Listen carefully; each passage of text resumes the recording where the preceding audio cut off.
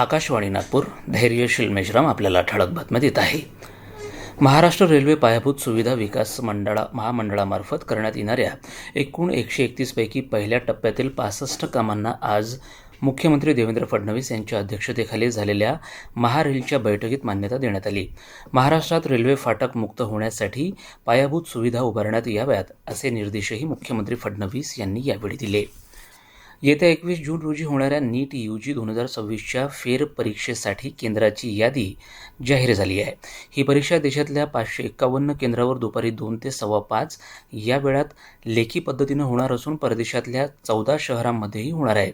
प्रवेशपत्र आणि इतर माहितीसाठी विद्यार्थ्यांनी अधिकृत संकेतस्थळाशी संपर्क राहण्याचं आवाहन NTAनं केलं आहे. महाराष्ट्र राज्य माध्यमिक आणि उच्च माध्यमिक शिक्षण मंडळाच्या इयत्ता 10वी आणि 12वीच्या जून-जुलै 2026मध्ये होणाऱ्या परीक्षांचं प्रवेशपत्र आजपासून उपलब्ध झालं आहे. मंडळाच्या संकेतस्थळावरून प्रवेशपत्र डाउनलोड करता येईल. मंडळाच्या कार्यकक्षेतल्या सर्व माध्यमिक शाळा आणि कनिष्ठ महाविद्यालयांनी प्रवेशपत्रांची छापील प्रत विद्यार्थ्यांना द्यावीत. यासाठी कुठलंही शुल्क आकारलं नसून प्रवेशपत्रावर मुख्याध्यापक किंवा प्राचार्य यांची स्वाक्षरी आणि शिक्का असावा असे निर्देश मंडळाने दिले आहेत.